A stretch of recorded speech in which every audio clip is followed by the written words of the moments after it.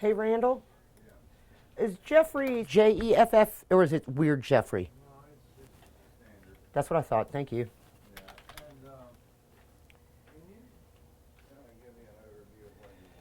Sure, sure can. I've got this EDC appointments. I'm going to do something on the economic tiers. I've got that Shikori hurricane story. If, Yeah, right. I did that. If you want that, I also have the two from last week that are still. I got a tour and something else that you still have in there. I might be able to get this house one done too, if I can get the information from the county today. I think that's what I've got. Okay, that sounds good. So the house kind of just stay there empty It's for Abandoned. years and years. Has it been deemed uninhabitable? Not yet. We've got to go through the full process. Okay.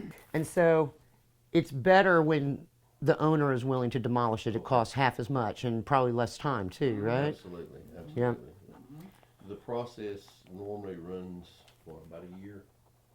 These, Takes about a year. like most of the ones we have, there are issues where the owners are not even around here anymore, so The you owners can't are even just address left. them. So So it makes it easier when it's Longer. been or No, longer longer, because way longer. because you still have to go through the process of trying to find them and trying to contact them, and then you have to prove that you tried to do it and that you have to prove that you've made an attempt. Yeah. Exactly. Well, I was interested in the story that Casey had in the paper about the process of condemning abandoned properties.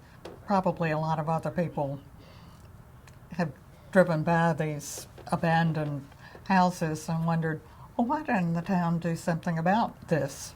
And it's easier said than done. My name is Mary John Resch, and I am the owner and publisher of the Chatham News and the Chatham Record.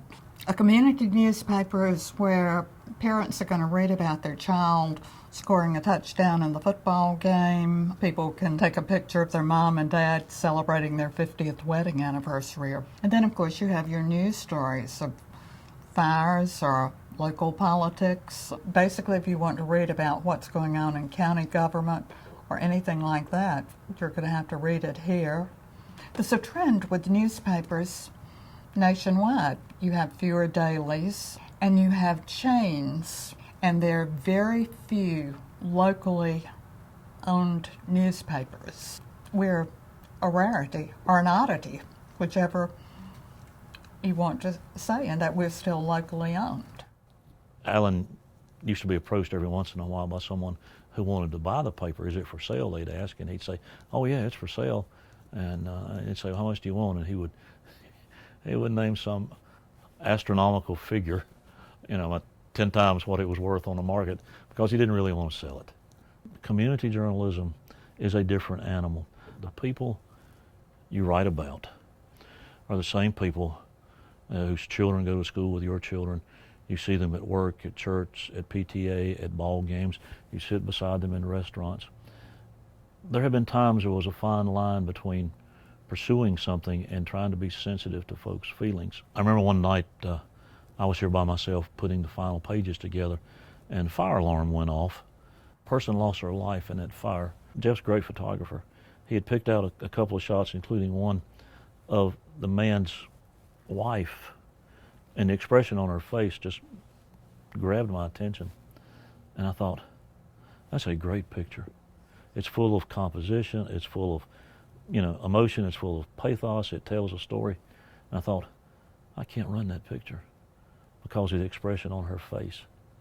To Jeff, it was a picture. To me, it was a space filler. To this woman and her family, it was going to be a lasting reminder. I just couldn't do it. I couldn't do it. We did a bunch of stories about the plans to turn part of Chatham County into a nuclear waste repository. And I remember reading an obscure little press release that Chem Nuclear put out about the choice of location. And when I read it, I realized that's here. And so I wrote a story late at night just on that. And that was kind of the tip of the iceberg. We began to do more research, more stories, and found out a number of things, including the suspicion that the vote was fixed. We found receipts where the authority had used taxpayer money to buy cases of whiskey to entertain legislators at functions designed to encourage them to agree to let North Carolina host this.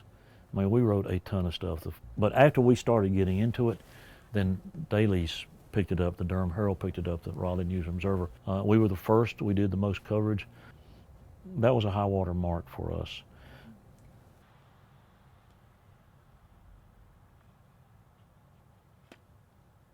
So what has happened, which is why I'm a little frantic this morning, a bill has been introduced in the Senate to change the economic tier classifications.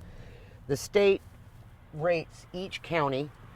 They view Siler City with a median income of $24,000 as the same as the county with a median income of $67,000. And they've been trying to get it to change it where it's more regional or localized, where you can identify it by municipalities or some other way so that the entire county isn't measured by a metric that is not wholly accurate.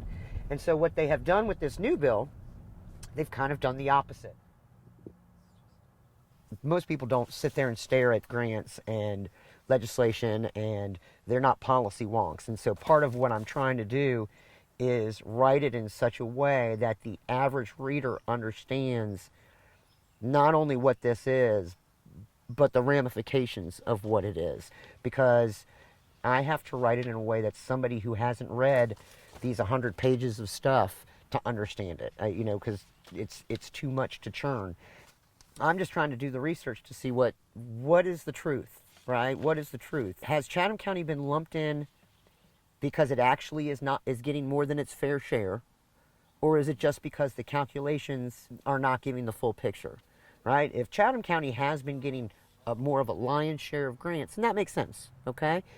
Total sense. But from my understanding, from my 2 years of covering this, I'm not sure they've gotten any grants in the past few years at all. Anything. Not for anything big jobs. I'm just trying to confirm. Because if I'm wrong, great, I'll put it in there. Fantastic. But if we haven't qualified for any of them, suddenly denying us that opportunity just doesn't seem right. So I have some questions for some numbers. I know you're not wholly familiar with the economic bill that I'm talking about. I'm trying to find a way to take the information that they calculated for the entire county and do it for just Siler City. Do you see what I mean? Yeah, I think you do. A lot of these counties have the benefit of having several different news sources that cover all sorts of legislative happenings that affect them, whether it's on the local level, the county level, or the state level, or the national level. Chatham County has us. Part of the job of the Fourth Estate is to make note of when things don't seem to be right. And I can't tell you what should be right, or put my opinion in it, but this is going to hit Siler City hard.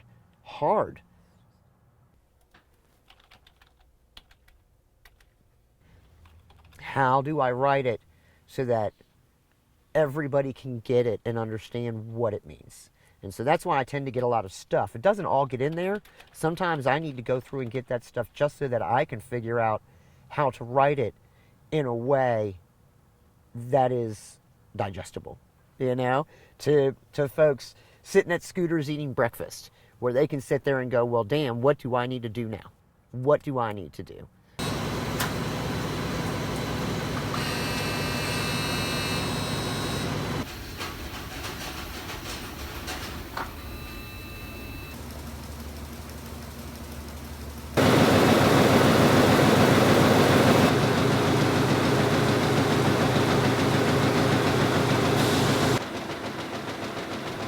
Well, I hope it can survive as a newspaper.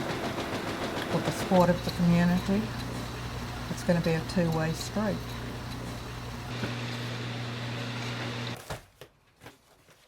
If community journalism goes away from here or somewhere else, I think the community is poor, and I think folks still want to see their name or their picture or their child in the paper. If that's gone, I don't see anything replacing that. What made you want to open up a restaurant here in Chatham County? Me? Because newspapers fell out of favor or were on the decline, that people kind of forget that there's actually a local newspaper sometimes. But I also believe that there's a little bit of a resurgence in print media, especially when it comes to local news. And I hope we can help them and inspire them not to give up on small towns.